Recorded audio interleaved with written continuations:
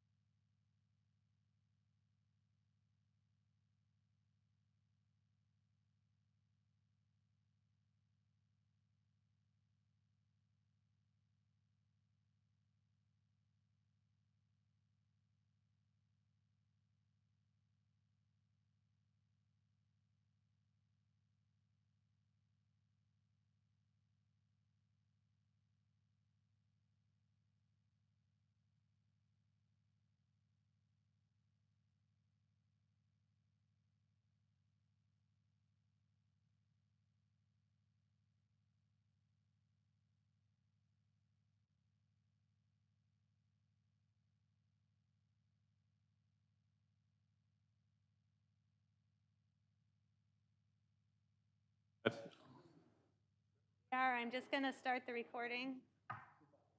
This conference will now be recorded.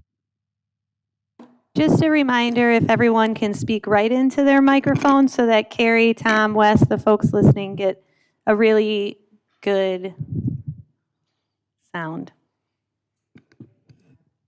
All right, and with that, let's call the meeting to order. And Michelle, can you take roll call? Mayor Horn. Here. Alderman Kittle. Here. Alderman Breeze. Here. Alderman Montello. Here. Alderman Weinmeier. Here. Alderman Volkert. Here. Alderman Kraft. Here. All right, please join with the Pledge of Allegiance.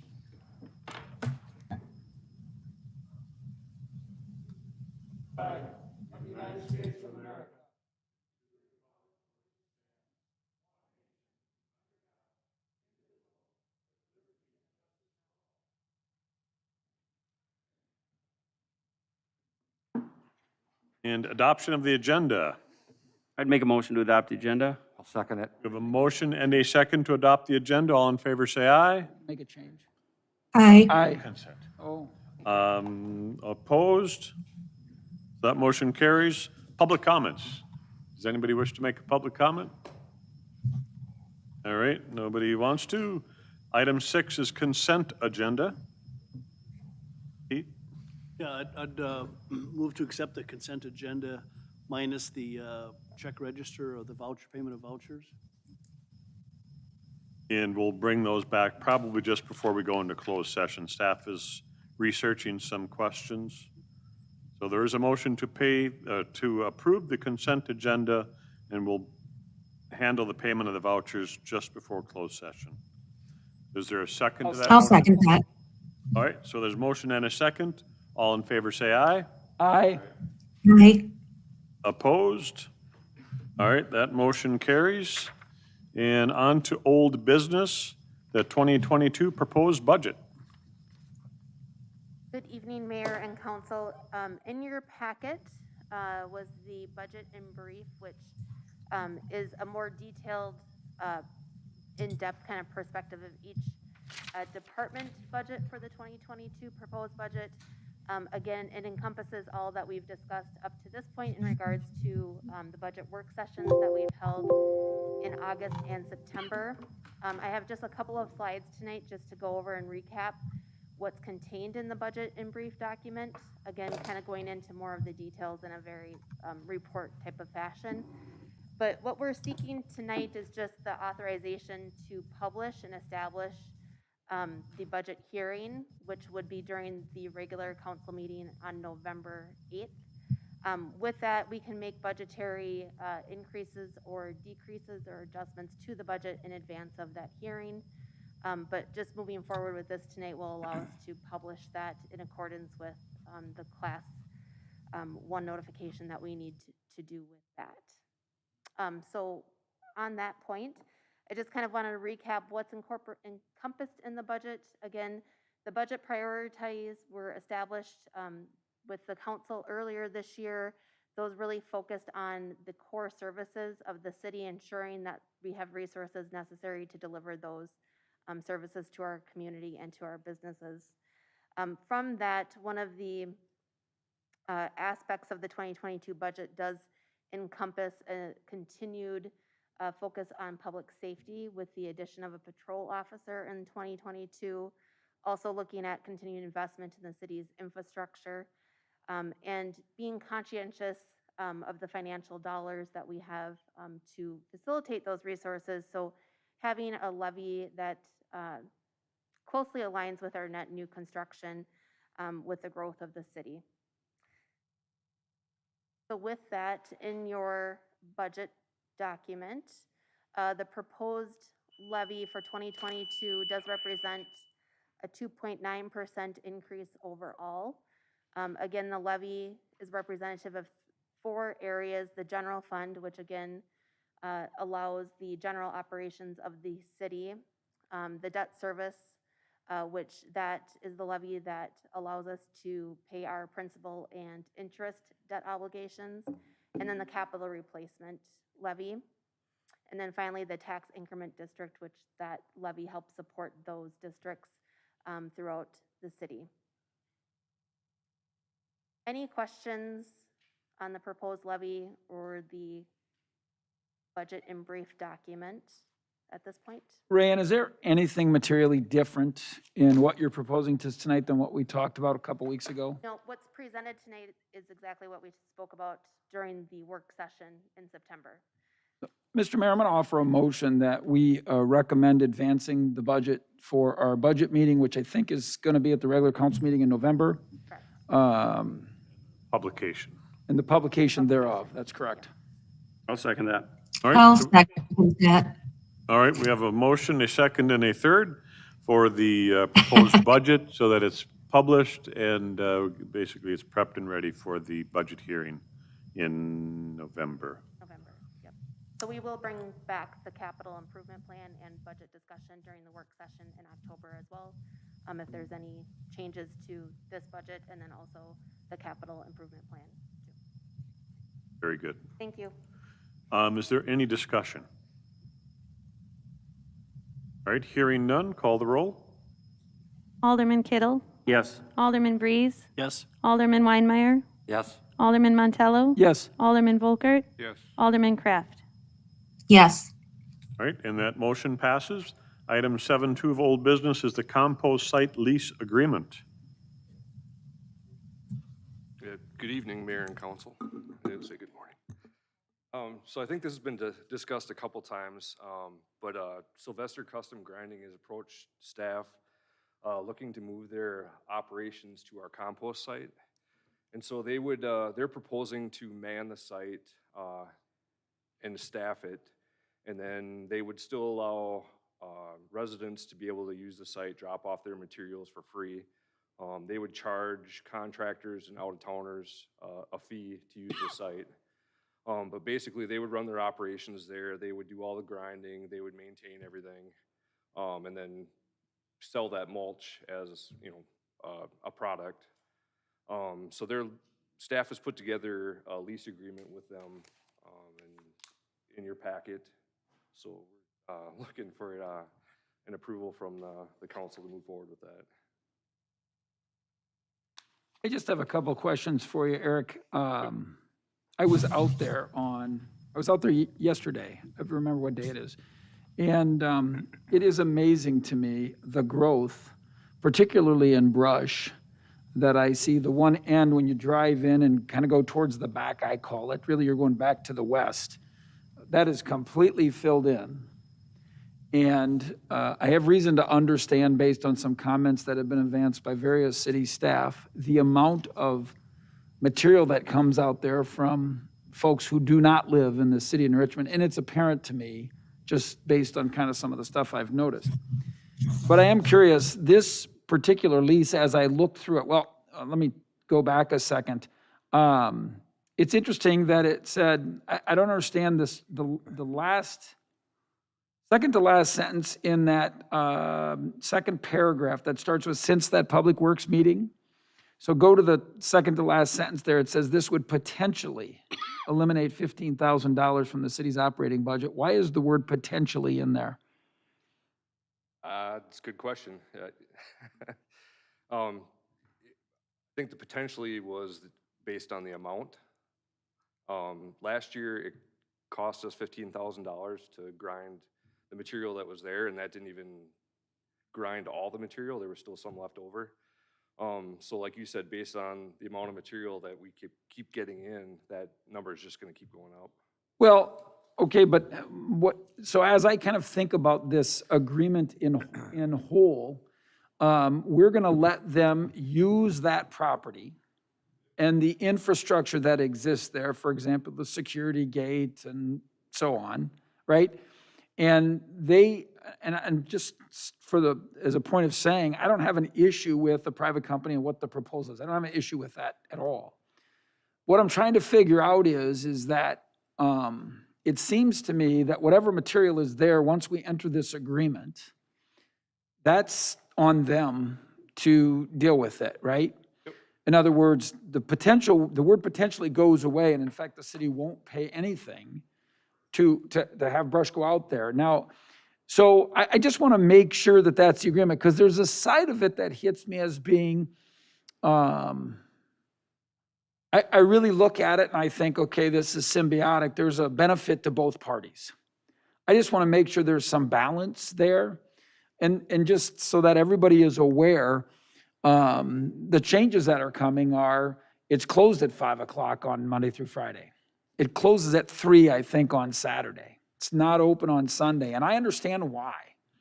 That's a big difference than the way we've been operating, and that's going to take a little getting used to for this individual anyhow. It's almost my second home. But I guess the thing is that I'm reading through the part, and this, again, these aren't really like major issues, but it's got to be worked out. How is a city resident going to show up? I love that, okay, you can have a proof of your my utility bill. I don't know how many people carry that around. I don't know. I don't know if there's something that's going to work better to do that. I understand how we have to have a verification that it's you and you've paid for the right to be able to dump there. And is it a 5-year or a 7-year lease? It's a 7-year. 7-year lease. So it's a long-term deal. And I just would like assurance that whatever material is out there, and there's a lot, does that mean that we sign effective January 1? I think that's kind of what the proposal is. Yep. And that's their material. Yep. Grind away. Yep. Don't give us any bills, just grind away and deal with it. So again, I just think that's, those are the concerns that I have. I assume for the time being, the law enforcement intends to maintain the range that you have that really shares the driveway. Is that correct, Chief? Yeah, we usually utilize the lower portion down there Yep. where some of the compost is, and that would be kind of my concern is that's still going to be available to us when we need it, that there's not going to be any safety aspects. They're going to have to understand they can't come down there while we're doing our training. Yeah, Dave did discuss that with Sylvester's, and they're aware of it. And as far as the ID thing, I don't know, we could have a city ID type of thing. I'm guessing what's gonna happen is people are gonna have to bring their utility bill 1 or 2 times, and then they're gonna get used to the regulars, and they're gonna be like, oh, yep, it's you. Kinda a lot of those. Well, just something I want you to give some thought to, that if somebody holds a piece of paper that says, oh, here's an electric bill from the city of Richmond, that now becomes a gate pass. Well, is the person holding that bill necessarily the person that belongs to that bill? No. Right. I mean, so again, I'm not. Well, it'll be better than the way we're policing it now. For so. sure. No, I agree with you. But I think that it's not unreasonable to think. Well, so let me ask you a question. When's the last time city staff hauled brush out there, just off the top of your head? Weeks ago? No, I think last week they were doing some grinding. Okay, well, this isn't grind. I'm just, Yep. the explosion of material in that one, I couldn't believe it. It's like, so I was just curious. It doesn't look like, somebody just cleaned up their yard and hauled it out there. I mean, it looks like way more than that. So anyhow, these are things, I think the idea of it's a great idea, because that's the tail's wagging the dog out there. So I think that's a great idea. it will be frustrating for those folks who like to go out there in the evenings or weekends, but I get it. That's kind of the price you pay, because what we got going right now is not a good situation with it not being policed, if I may use that word. Not that that's staff's responsibility, but you understand what I'm saying. So does it have to be 7 years? I mean, does a shorter term make sense so we have a chance to find out if this works for us or not? Yeah, we could go back to them and see if they would be interested in a shorter term. Well, I understand why they'd like a longer term, but I'm just saying, Yes. it would be great if we had a review period. This is a first time deal. Sure. Something. I don't know what anybody else thinks. Obviously, I'm super familiar with the operation out there, but does anybody else have any other thoughts about it? Well, I think, it should be in the lease about the police use. I mean, that should be For sure. very explicit in the Yep. lease. I see it's $5 off for buying mulch back. What do they typically buy, or what do they typically charge for mulch? It's, Whatever they would charge a non-resident. it's listed in there. Yeah, there's a list. There's a price It schedule all of the depends on non-residents. the type of mulch and if it's colored or, all wood bark mulch is $40 a yard. And the fees that they're gonna get for the landscape supply prices, is that for the city residents as well as outside city residents? Right, yeah, well, the city residents. we'll would get have a less. discount. Outside, people would pay their normal. Mike, I guess I don't disagree with you about the 7-year lease being an awfully long lease. I know we've been quite so good. I'm not concerned about a 7-year lease as much as the option after 1 year, or the option, let's say, after 2 years, that we're able to walk away from this lease. Yeah, I don't. Well, what's the alternative, though? Are we going to dive back into letting everyone dump whenever they want, as much brush as they want from everywhere? Nope, Or don't are we think going to have don't. somebody police it that's going Yeah. to do our job for us, have a question. make some money out of it? And they're not going to want to just have a 2-year lease. I mean, they're going to Well- want to, if they're going to expend some money out there, they want to have some time to actually see if it works for them also. Tom, we'll get to you in just a second. To respond to your question, Craig, no, I don't think I want to go back, because what we're doing now doesn't work very well. Doesn't work at So all. I completely agree. The issue to me is, this is a brand new venture for us Yeah, I get that. relative to this. It would be nice if we had the ability to kind of evaluate how it's going, in terms of that. I think that Well, we could just put in the lease that we could evaluate it every other year, as far as maybe both parties. Maybe they want to get out of this. This is ridiculous. Yeah, We're not making any money out here, and they want to get out and dump it back on us. Type of review period in there. Yeah, I would say this, Craig, relative to that, I think that if you had a 7-year lease and perhaps, for instance, said at the end of the first 2 years, we're going to sit down and we have a 30-day period just to revisit this, just to make sure it's working for everybody. I'm not looking to take away, but again, I would hate to tie our hands when we can't even imagine, what could potentially happen is all I'm getting to. I don't think it's a bad idea at all. They might think the same thing. Sure. They might think, oh my gosh, this is ridiculous. We're not making any money out here. And if we had a 7-year lease for them to be able to keep track of it and take care of it and keep our hands out of it and our employees out of it and our money out of it, that might be better for us. It's interesting, and we're talking about brush particularly, but obviously grass, dirt. This sounds funny, and I don't mean to be dramatic when I say this, but it really bothers me when I go out there. Yesterday, I saw particle board that was fresh. Or people who have got garbage bags, right? They're not biodegradable, and they just throw them in the grass pile. I mean, I understand that stuff doesn't biodegrade in anybody's lifetime. And that's what we'd be alleviating for Sure, no, our absolutely. headaches. That's why it makes it I think it's a much great better. idea. So I agree. So I think it's just a matter of, could we tighten up some of those things? That's all. I guess one other comment I would be is, at the end of 7 years or whatever length of lease is, how are the grounds revert back to the city of New Richmond? Full of, Well, I guess that Well- would depend on if we want to continue the service with them, but yeah, I would assume if they had to pull their operation out, it'd have to go back to its original, clean. Which is probably the day they took over. right?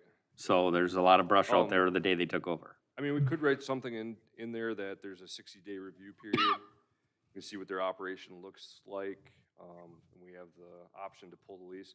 The one thing, if I'm Sylvester's, I'm looking at making an investment here, moving all their operations. And Big if time there's that investment. Potential that 60 days, we could have to pick up again and leave. They might have some. Heartburn on it. Yeah, I would. Maybe, Eric, the point is that we have an open window to make adjustments. So fair enough, to say, okay, it's over. Nope, that's not really what we're looking for. But what if there is something? And I'm sorry, I asked me, what are you thinking about, Mike? I have no idea. I just think if we at least have a release valve, if you will, to make minor adjustments, that's all. Sure. I guess that's what my focus is. And Tom, you had a question? Yeah, I had a couple questions. Excuse me. My impression is that, the idea behind this is to deter non-residents from using the site and at the same time save the city some manpower and it looks like some money. I guess my questions would be, is this price list the kind of thing that's going to deter people? They're in business, right? They're going to be out, they're trying to make some money out of this. I don't know what it costs if these are prices that would stop people from, outside people from using it. But also, Mike, your comment about how massive it is. So let's say they really are successful and they start, bringing in tons of people who aren't residents to use this site commercially, whatever it might be. I don't know if that, maybe that speeds up. Maybe you don't have room for 7 years. I don't know. The other question that I had was, will this in any way affect the disc golf course? No. Okay. And Tom, First part, I don't know the answer to that one, Tom, but it shouldn't affect the disc golf course at all. Yeah, and Okay. It'll be completely separate from the disc golf. There will be separate gates for entrances. well, it actually maybe I would suggest it'll be one of the hazards, Goose. Is that possible? There we go. But sorry, boom, boom. But anyhow, Tom, to your question, when you look at this, I don't know if you have from the packet the 2021 retail landscape supply prices, and then the handout before that talks about fees for non-residents. Yeah. So the city of Richmond, actually it's utility customers, I think technically is the correct, where the burden financial cost for this falls. But it's basically, the way this is being proposed, it's no charge for anybody who lives in the city other than businesses. As I understand it, I thought when I read through this, there was a charge for businesses to dump their stuff out there. Maybe you could explain that, Eric. But I think the thing is that if it goes great guns, remember, they're bringing in material to grind it up and send it out the door again. So it's not to leave it there. So Okay. if they've got a bunch of stuff coming in and it's putting money in their pockets because it's from landscape companies or it's from non-residents, that's their deal. It's all good. It really does relieve what is a real issue for the city today. So was there something in there about city-operated businesses? It'd be 4E. Yeah, they Commercial so they have a enrichment fee businesses. schedule based on the size of the truck and the load. Looking at 4E, Mike. Commercial enrichment businesses shall be required to pay a dumping fee. So thanks for finding that, because when you say businesses, I was thinking about, you're kind of thinking there of a Richmond landscape company. Yep. Is that what you're thinking I of? think that's what they're thinking of. And I'm wondering, was that, okay, so let's just say that I own a business in New Richmond, right?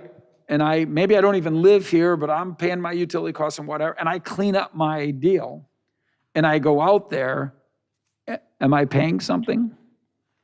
I don't think that was the, I'm asking you. No, that wasn't the intent. Okay, so we should spell that out.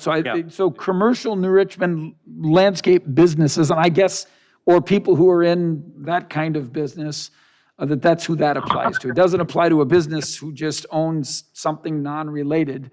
Right. I don't want to say like a fast food company, what's on my mind right now, because I'm hungry. So I just said that should be spelled out. Yep. And out of curiosity, the pilots out there this year, how does that compare to previous years? It sounds like it gets bigger every year. Is it exponentially growing, or is it just a little bit larger? You'd have to ask Mike that. I will tell you this, when you drive in, I'm just I telling you. don't live out there like Mike does. Yeah, when you drive in there, Out there, I know how much. there's it's like lot. there's like a room for 2 vehicles right in the main way, and when you get down, you probably can't even turn around. You have Yeah. to back out. Yeah, so I was there recently, but typically I've just been hauling stuff out to my property. But this is the first time I've used it in a number of years. That's why I was kind of surprised by how much stuff is there compared to, say, 5 years ago. I think one of the issues is that contractors are running out of places to take this stuff. There's less and less places where they can dump that stuff, so it's a good alternative. All right, for so us. rephrase that. There's fewer places to dump it for free. Right. Yes. Yep. If I may, last time we shot out there here, probably 6 weeks ago, I happened to see a vehicle come in from a way that wouldn't have been from the city, if Yeah. you will. And I just had a chat with him, and he was from Somerset. The next car that pulled in was from out on the shores of Cedar Lake. The next car that pulled in, I was just standing around kind of chatting with folks in anticipation of these conversations. And I talked to 7 people in about 25 minutes, and not a single one was a city of Richmond resident. And they all, when I said that this is kind of, you know, you're not supposed to be dumping here as the sign states, they were taking, you know, everybody that I talked to said, I've been dumping here for 15 years. I've been dumping here for 20 years. Where else can I go to dump? And I didn't have an answer for them. And every one of them said, well, I would pay to dump here. Great. So, gonna give you I that mean, opportunity. I just wanted to pass Yeah. that along, that I think people would expect, especially if they're not City of New Richmond residents, to pay. I don't think that's gonna be an issue. Oh, they're going to hear. Well, there'll be an issue, but I They're gonna- think the people that wanna dump there will. When, You know, my fear is that the roadway out there, the ditches are gonna be lined with bags and brush for a while, and we'll have to police that. And the Will townships. be a concern. So staff has your marching orders? Yeah, so I think we can kind of redline note those changes and probably bring it back to the November meeting. Perfect. Yeah, I think, Eric, just one last thing, is we're talking about commercial, so then I was thinking about a land developer who's got to clear, right? They could say, well, we're in a Richmond business. I just think that's where the fee kicks in for that kind of thing. So however the verbiage on that has to be, and then just for the record, I'm figuring that somebody in town will have somebody clean their lot up or lawn or whatever, and then that person's gonna haul it out there and they're gonna say, hey, you can't dump here. Well, no, it came, point of origin. So those are just issues. Yep. I don't envy you trying to answer all those questions, but I think We it's a good won't. task. It's simple. I mean, if you're bringing out your own stuff, it's, Right. you got a free pass. Yep. But if you're paying someone to pick it up and haul it on out, that becomes a different story. And 'Cause then they're it's in just- turn charging you for that anyway. Exactly, So exactly. it's part of your bid, Yep. because they know that they have to pay to get rid of it. That's all good. I'm gonna pass that on to the customer I anyway. do appreciate the concept. I just, some thoughts I had, but I appreciate the concept for sure. Absolutely. All right, item number 8.1, the 2021 sewer televising bids. Makes must-see TV, I'm sure. Hopefully, yeah. Do you have any video We can let sample, everybody in when it's done. any video samples for us? No, After we do the televising, we can have everybody in and have a viewing party. no. Nice. We'll tell you, we were shown some video once, and we were told it was the water line.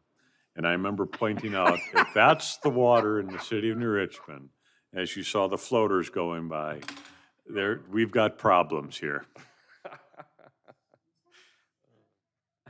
Hey, can the minutes actually say that the mayor used the word floaters? Can we just make sure that gets in the No, minutes? they cannot. So, yeah. Part of my so charm. The city does a fair portion of televising of the collection system every year. So we put bids out to do this televising services. We received 3 bids from VisuSewer, HydroClean, and Flow-Right. Flow-Right was significantly lower than the other 2 contractors. They also, Flow-Right has done the past several televisings in the city, and from what I understand, they've done good work. And the $31,557 comes in under the budget that we had originally set. Mr. Mayor, I'm going to offer a motion that we approve the low bid of $31,557 from Flow-Right out of Galesville, Wisconsin, for the sewer televising. Second, There's a motion, a second, to approve the bid. Is there any discussion? And this actually says 2021 sewer televising. It really should say 2022. 2022, right, the memo? is for next year, Yeah, they'll probably do it this winter, but, depending on when they get started. okay, but yeah, it's going to go into next year. Yeah. So, Any other discussion? Call the roll. Alderman Vries, Yes. Alderman Weinmeier, Yes. Alderman Montello, Alderman Volkert, Alderman Kittle, Yes. and Alderman Kraft. Do you have sound right now? I got a message that she was having some trouble. I do. I rejoined on my phone instead. Perfect. So yes. Very good. That Thank motion you. passes. Item 8.2 is electric cost of service study and the proposed rate application. So our electric superintendent, Wes Arndt, is on the meeting here with us. And Wes, if you can hear me okay, I'll turn things over to you. Great, thank you, Noah. Can you hear me okay? Yep. Yes, we can. Excellent. Well, good evening, Mayor and Council. So our last approved electric rates were submitted and approved in 2013, so 8 years ago. And as you all know, what has happened in the last 8 years, we've grown quite a bit. We've added 1,000 meters, which is about 20 to 25% growth in our meter count. 5 miles of distribution lines, and about 8% load growth. The Public Service Commission would like to see electric utilities come in for rate adjustments or changes every 3 to 5 years. And part of that is to make sure that you don't have large increases in further longer intervals, and also making sure that you're not having subsidization from one rate class to another. So with the age of our rates and inflation and the growth, we asked WPPI Energy to perform a cost of service study and see how our rates fell and what are kind of where we stand. So part of the study, they look at our total revenue requirement, what it takes to run our business, and then they look at how different rates, how much it costs to serve a residential customer versus small commercial, large industrial, and then they develop some draft rates to see how we can adjust our rates to if we need to submit for a rate application. So WPPI did that, and they presented the findings of their study at our Utility Commission on October 6th. And through their findings, they recommended a total rate increase of 2.96%. And they had some changes in how that impacted the different classes. For example, a residential customer would see on average about a 1.9% increase. That would be about $1.53 per month. The average small commercial customer would be at 1.7%, which would equate to about $2.78 per month. So these were draft rates recommended by WPPI based on that cost of service study. And then, so the next steps would be, as we did last week, presented to the Utility Commission, discussed these rates and kind of the process. So we wanted to inform you of this and of the process. Next steps would be to kind of move along with the draft rate application and create the package that would be submitted to the Public Service Commission. At that point, there'd be the notification to customers of the rate filing. The Public Service Commission does take a while in addressing these rate filings. On average, it ends up being 6 months or more. And when they do complete their review, then they can make their own adjustments. We submit our recommendations, but then they ultimately can make changes and determine the final rate application. And at that point, when they review it, there would be a public hearing. And if everything gets approved, then we'd receive our approved rates and implementation timeline from the Public Service Commission prior to finally implementing the new rates. So the Utility Commission did recommend proceeding with this process. and are ultimately making the recommendation to the city council to ask for your authorization as well. And we will have more on kind of that final timeline and final submission as we continue with the process. So before we do that, if there's questions, I'd be happy to answer specific questions. And yes, so at this point, we recommend continuing with the process. But as I said, if there's any questions, I'd be happy to address them now. Mayor Horn, I would make a motion to authorize staff to continue with the rate development application process. I'll second that. All right, we have a motion and a second for authorizing staff to continue with the rate development and application process. Is there any discussion? Wes, do you remember the last time that this was done, the increase, and how long it took to actually get the increase implemented?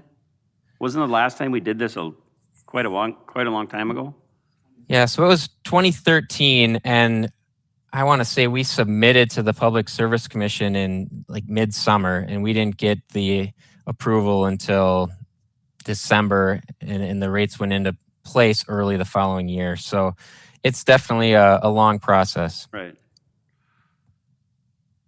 I thought it was, okay. So after almost 9 years, only a 2.96% rate increase is not bad. Right. Any other discussion? Call the roll.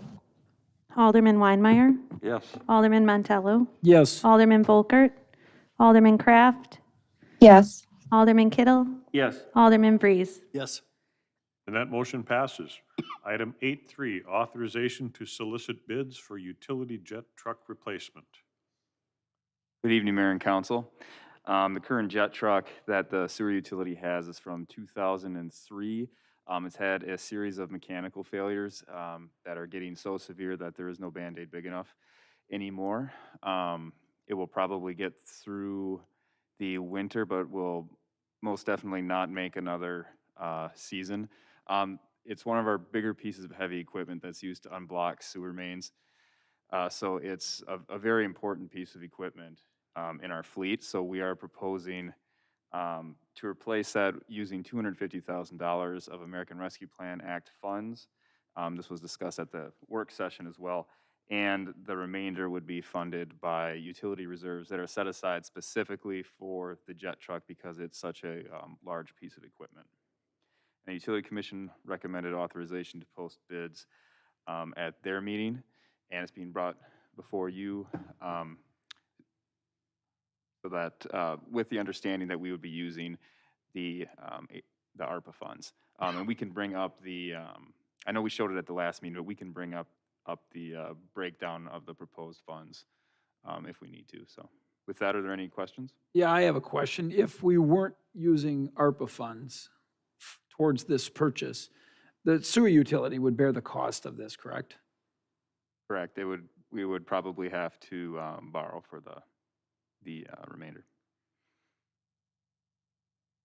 And the cost of the truck is $600,000 approximately. Approximately. What With you're estimating materials is. and lead times, it's, Yep. but yeah, $600,000 we feel is a pretty solid number. Yep. Well, I think the use of ARPA funds, I mean, I've heard of some really wild things being thrown about by various units of government. I'm not talking about the city of Richmond, but, so I'm all for, this kind of infrastructure costs. I just wonder if it makes sense to, if those ARPA dollars could be used for something that actually has a more direct benefit to the taxpayers in Richmond. This is really a sewer utility cost. I think that the ARPA funds are pretty strict on what can be used for. And Joel, maybe you can respond to that Correct. this So- is one of the few things that can be used for. So since the city did not lose any money during the pandemic, when other cities are either doing this under the assumption, like say for spending it on like a new park or something, right? They're either doing it under the assumption that they won't be audited, or they're able to show that they suffered a financial loss during the pandemic. Since we did not, the activities that we can use ARPA funds for are restricted to things, basically water and sewer infrastructure, or things that would qualify for a clean water fund loan or a safe drinking water fund loan. Well, those are things that it qualifies for, but the list is greater than that. For example, I know that, I'm going to call it internet infrastructure is a covered use of ARPA funds. And we may in fact have a project that's, well, the project's going to happen just down the street from here that we might want to see. We may have a hard reason to get fiber there. Just as an example, I have no idea about the cost of this, right? But that's a project that ARPA funds could be used for. I don't remember the map, but I'm assuming that there isn't fiber optic going to that site. And if there's an expense to get it there, ARPA funds could be used for that. So the list isn't exclusive to utility projects. I know it's not wide open, and I don't agree with the example that you cited. I agree that it's happening. I think it's a terrible idea when, again, governments get this free money and it's like, hey, let's build a park. Nothing wrong with parks, but that's not an allowed use. So that's, I don't want to do that. That's not what I'm suggesting, but I'm just saying that there are probably some other things we could use those ARPA funds for that really kind of hard qualification to other forms of infrastructure is all. I'm not opposed to this going to the sewer utility. All I'm saying is that the ARPA funds, and again, I'll just use that as an example, getting fiber optic to a part of town that we really want it to help a project we're going to be talking about in not very long. That's what I'm thinking. This amount of money is not going to be using up all of our ARPA funds. Joe, could you bring up the slide that has that breakdown on it, please? Know what I'm saying, Mike? Yep. Is that the one that you put on there, Joel? Yeah, it should be one of the PowerPoints. Oh, there we go. Common. And I think the council should have a full understanding of all of the proposed projects or other uses of the money before we make a commitment of this. What I was going to throw out there, if we are undecided about the use of the ARPA funds, I think everyone's in agreement, we need the truck. And at least let's get that going, because it's probably going to take some time to order it.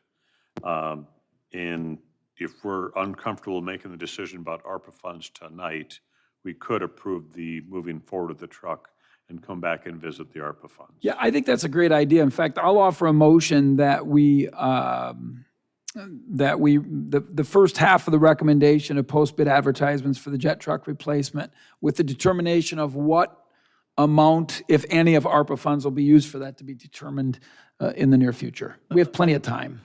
I'm not sure we have plenty of time. I can't see authorizing getting a bid for $600,000 without knowing how we're going to pay for it. Well, we do know how we can pay for it. If we don't use ARPA funds, it's going to have to be borne by the sewer utility. So that's. First of all, I'll second that motion. Okay, so we have a motion and a second, so further discussion. So anyhow, that was my point, Peter, that I get what you're, but my understanding is, I'm reading in here, 7 to the lead time, 8 to 12 months. If you put out bids today, do we have a sense of how early this truck could even be available to us under the best circumstances? 8 to 10 months. I would, yeah, 8 to 12 months, assuming we could also structure the bid to potentially buy a lightly used truck if that's something that would be a bid as well. So it depends, but yes, generally for a new one, 8 to 12 with the lead times that we're seeing on other things right now. I don't have a mindset about that right now, but I will tell you that I think that we could use, for example, the work session in 2 weeks to really kind of dive into this proposed ARPA funds use and really what the plan is. The decision can be made. We need the truck. Yeah. We have to pay for it one way or the other, whether we use ARPA funds for this or for another project is as important or has a great deal of priority. And I don't have a wish list. I just have one thought in my mind, but doesn't it make sense that we talk about this stuff? Or other utility monies. Well, yeah, whatever. I'm just Money saying and it's utilities. utility expense. That doesn't mean they don't get ARPA funds. Can we at least look at the list to determine if that's where we want the ARPA funds to go? I don't have a dream project, Pete, just for what it's worth. So I just think that's it. I'm just smiling at you. I'm not questioning you. Stop it. Put a mask on. Now, make sure that gets into the minutes, because that's a first. So there is a motion and a second to authorize the truck so that we can get going on that. And we'll have it, if the motion passes, at our next work session, we'll have a more in-depth discussion about ARPA funds and the use of, and a motion could come from that to go towards this truck or go to other purposes. But the motion on the floor is to authorize the truck and basically, by default, talk about ARPA funds at the work session. Discussion? You're talking about authorizing, soliciting bids. Correct. Yep. Okay. It's the first half of the recommendation from staff. All right, not hearing any other discussion, call the roll. Alderman Montello, Yes. Alderman Volkert, Yes. Alderman Kraft, Yes. Alderman Kittle, Yes. Alderman Vreeze, Let my hesitations stud in here, but yes. Alderman Weinmeier. Yes. And that motion passes. Item 8.4 is the New Richmond Police Department vehicle replacement. Evening, Mayor and Council. This was a 2021 CIP project that was approved for this year's budget. We've kind of held off on this long to get us through the summer months and kind of spread out the CIP purchases throughout the course of the year.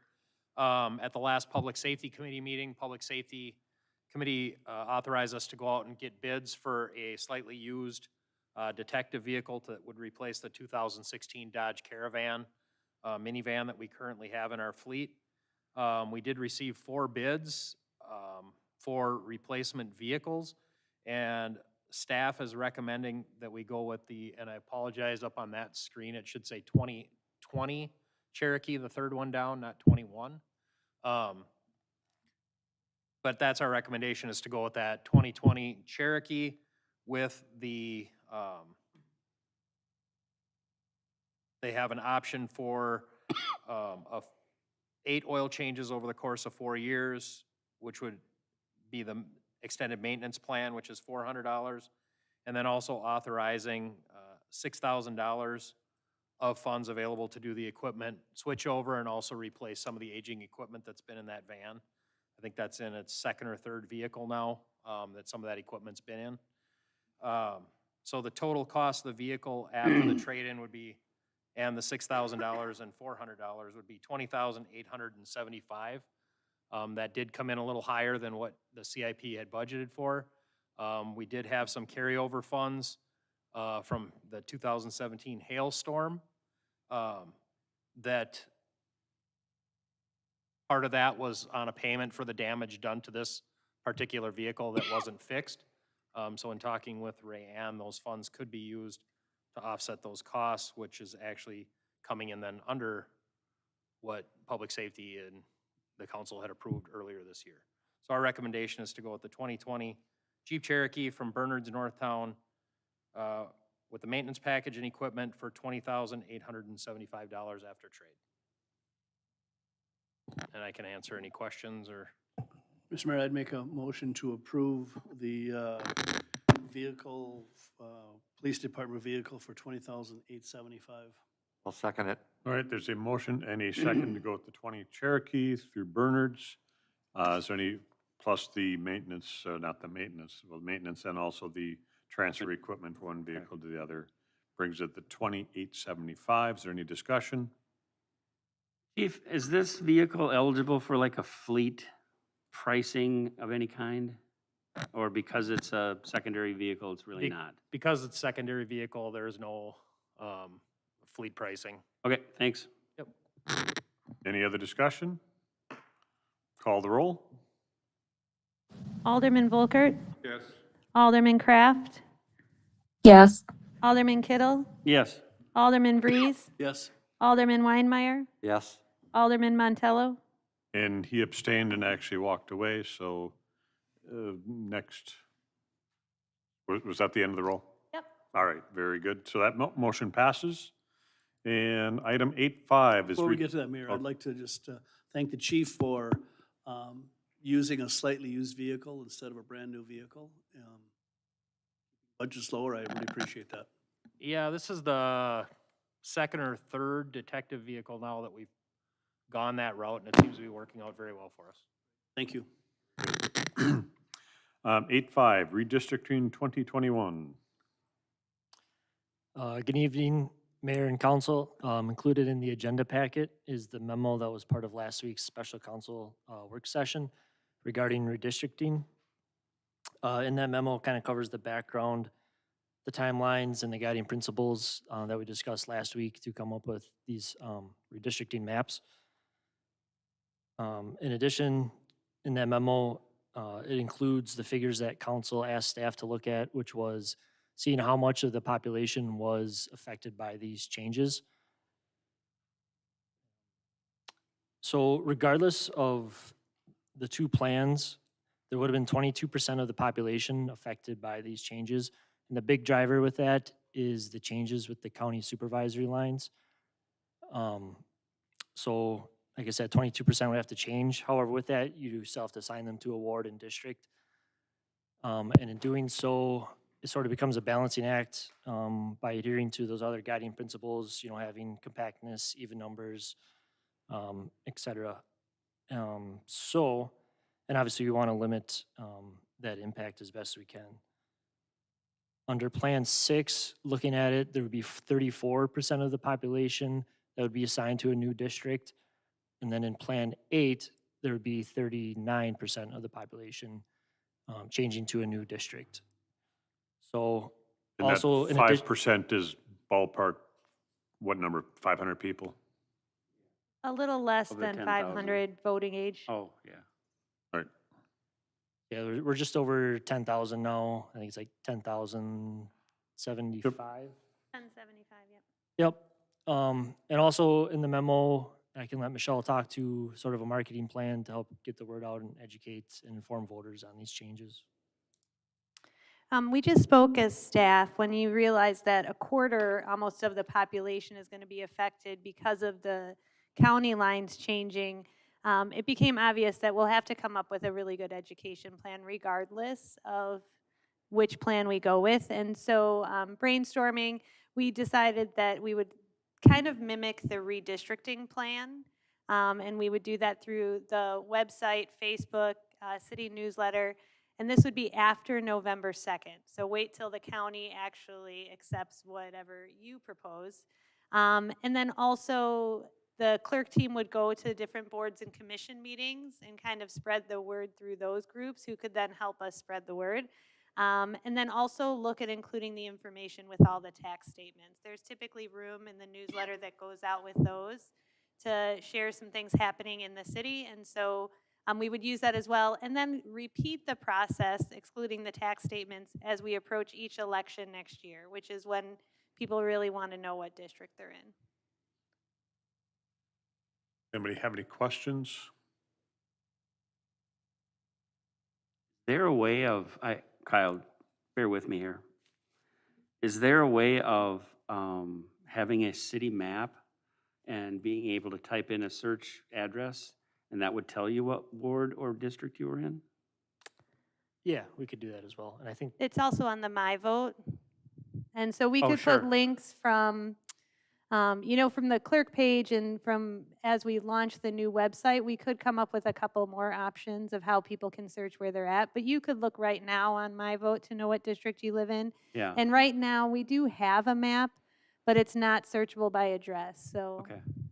And I don't know that that would help the segment of the population, my age to my dad's age, that would, you know, really be able to do that. But maybe the Yeah. younger population would easily want to do that and know what ward they're in.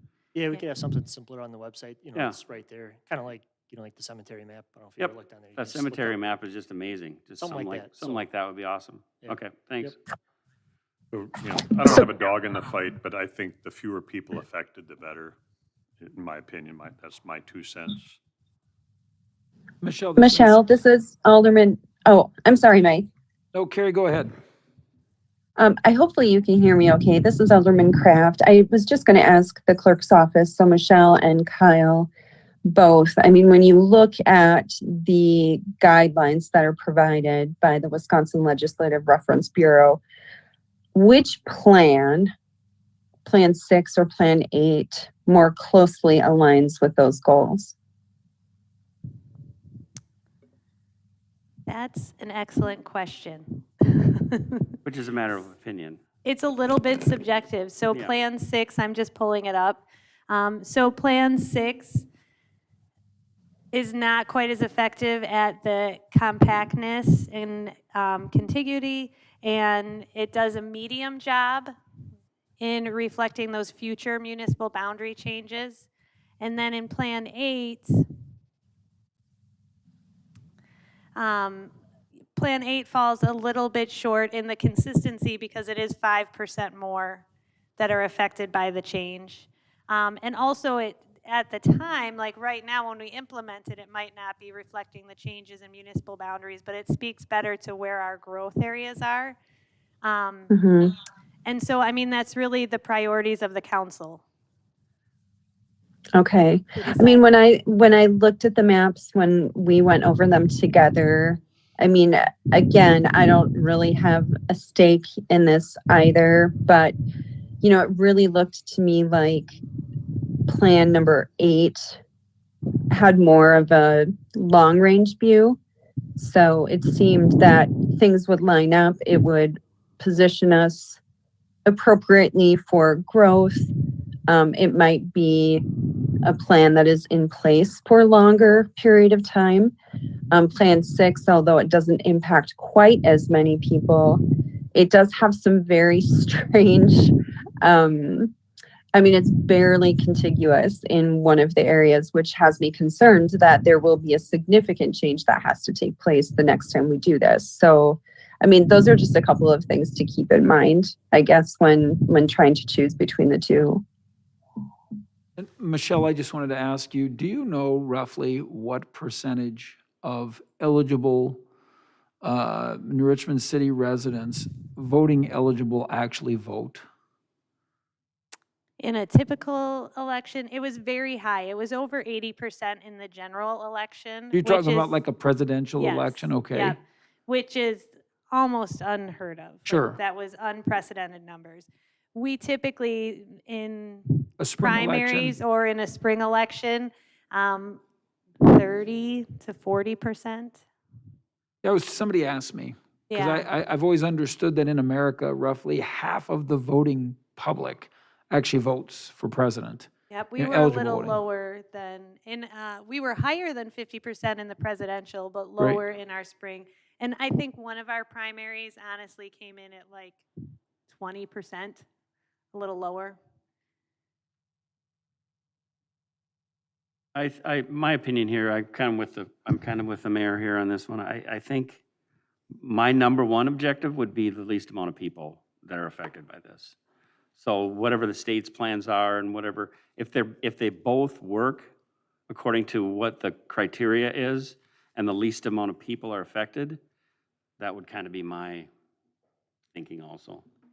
I think that's a great way to think. The only problem is in 10 years or 9 years, when we do this again, potentially we would be affecting a lot more people. I think that's what Carrie was referring to. Is that correct, Carrie? Yeah, I guess my concern is that if we kind of kick the can down the road, we're going to have a much more significant impact in, I don't know if we just do this when the census is done, so in 10 years, but it's going to be much more impactful at that time. It's not going to be a mere 5% or a couple hundred voters that are impacted. I would guess it's going to double, if not triple, what we're talking about today. So taking- Potentially, I mean, That's all based on potential growth, and, you we know, don't that's know, not I a mean, how many certainty. other times? So, Craig, I'm kind of with you on the, meets the guidelines for the populations, map 6. Yeah. It's, Carrie, you said it's barely contiguous, but it is contiguous. And it's the least change to the voters, and it meets the guidelines for the population and for county supervisor lines. I kind of tend to go 6. I would make a motion to adopt Plan 6. I'll second it. All right, there's a motion to adopt Plan 6, which is Resolution 102-102. And there's a second to that motion. Discussion? Hearing none, call the roll. Alderman Kraft, Yes. Alderman Kittle, Yes. Alderman Breeze, Yes? Alderman Weinmeier, Yes. Alderman Montello, Yes. Alderman Volkert. Yes. And that motion passes. Item H6, pre-employment drug testing policy.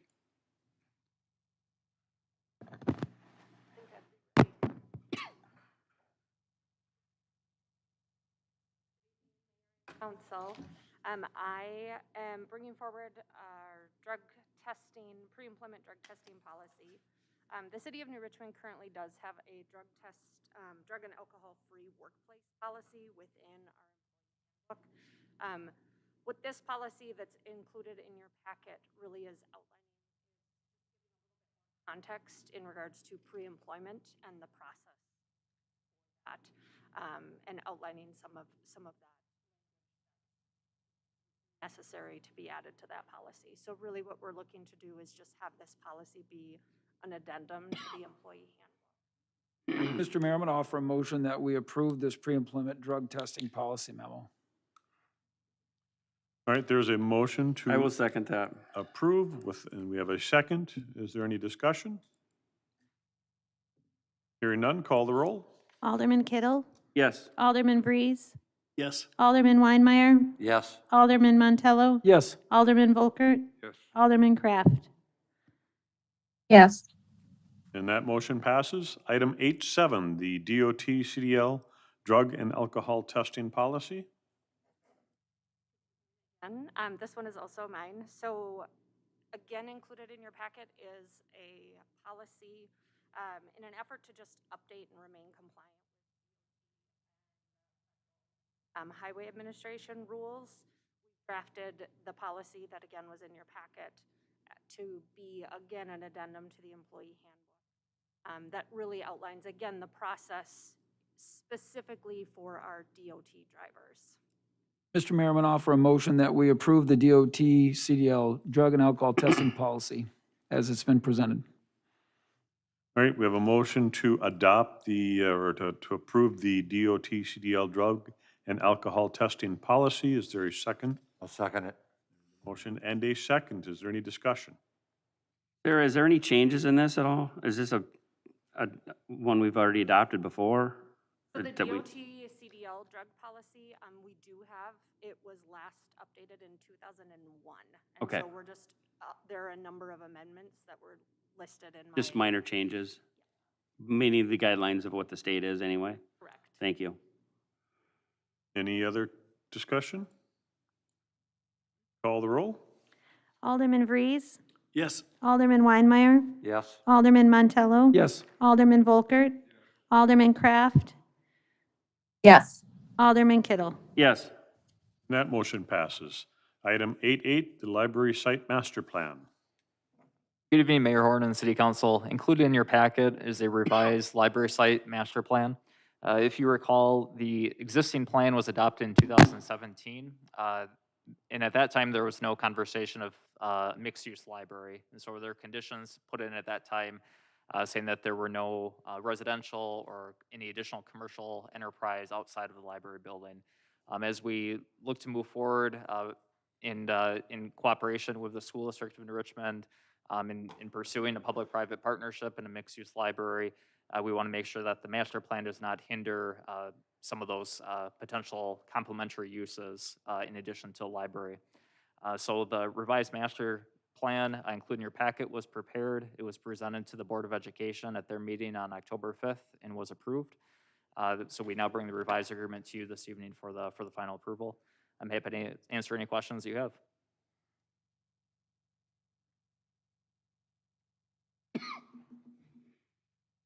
I just want to say this. Well, first of all, I want to say this, Mr. Mayor, I'm going to offer a motion that we approve this revised master plan.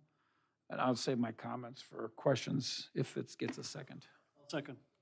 There's a motion and a second. And so, first of all, I just want to extend my deep appreciation to the school board in their willingness to really enter into this agreement with the city I'm super excited about the fact that it appears to me that we have found a way to get a new library built in the city of Richmond. And I so much appreciate the school board's willingness to join us as partners. And I just want to make sure not to get anybody's hackles up. It's not from a financial standpoint, it's from an idea standpoint. So I think that something that will benefit not just the residents of the city of New Richmond, but the residents of the school district and all the areas that are encompassed there. I'm super excited as the process continues to move forward, and we can do something that's innovative. I think first time in the history of the city of New Richmond that we've ventured in a public-private partnership quite like this. And obviously it would be easy to say for a library, as we know we've never done that before, but I appreciate all the work and all the time, and maybe this represents 30 years of thinking or planning or what have you. But I am just excited about the potentials of what a new library can mean to the residents of the area here. All right, so is there any other discussion? All right, so we do have the motion, the second. Call the roll. Alderman Weinmeier, Yes. Alderman Montello, Yes. Alderman Volkert, Alderman Kraft, Yes. Alderman Kittle, Yes. Alderman Vries. Yes. All right, and that motion passes. Then item 8.9 is the 12-month extension to comments to commence development of new library. Excuse me. So at the time of the original conveyance of the property from the school district to the city, we had 2 years to break ground. The development agreement allows us to request a 12-month extension. And so the recommendation from staff this evening would just be to authorize myself to formally request a 12-month extension to the school district. They would take that up at their October meeting later this month. Mr. Mayor, I'll offer a motion that we approve. We authorize the city administrator to request a 12-month extension to commence development of the new library. Second? There's a motion and a second. Is there any discussion? Call the roll. Alderman Montello. Yes. Alderman Volkert. Alderman Kraft. Yes. Alderman Kittle. Yes. Alderman Vries. Yes. Alderman Weinmeier. Yes. That motion passes. And we need to go back to the vouchers, so I've labeled it as 8.10. It's basically that what was on the consent agenda, the payment of the vouchers. I think staff has done some research on a couple of questions.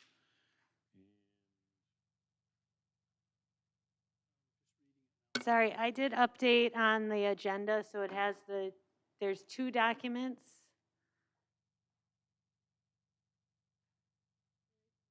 Rand, did you pass out printed ones, or do you need me to print some?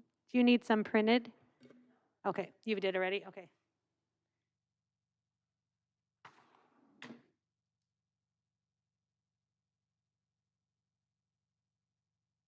Those who had questions, have your questions been answered?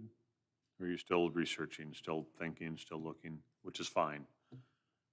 My questions are answered, so I would move to approve the vouchers. I'll second that.